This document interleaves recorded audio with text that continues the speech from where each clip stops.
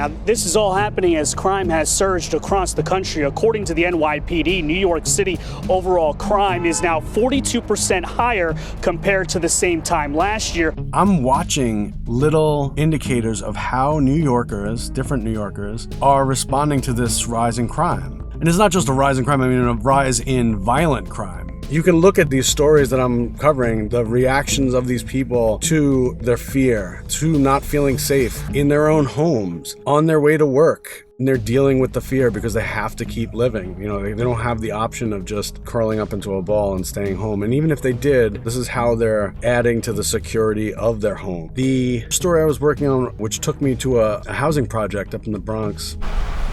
You know, most housing projects you're going into, security is not that tough. You know, you can literally just open the door.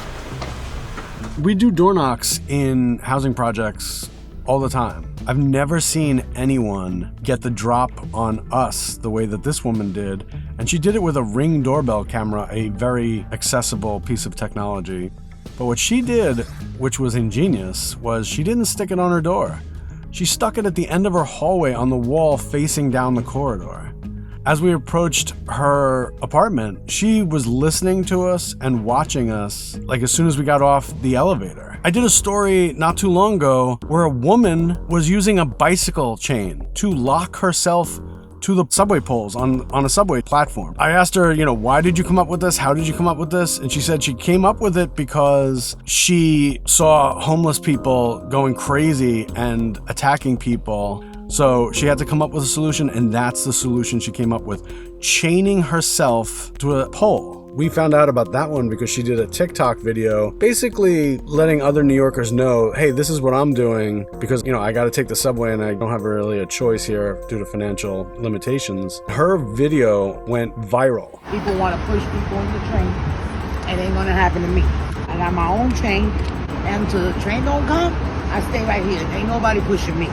So many people contacted her and said, that's really creative. I'm going to start doing the same thing. Like her niece went out and bought one of those bicycle cable locks and started doing the same thing.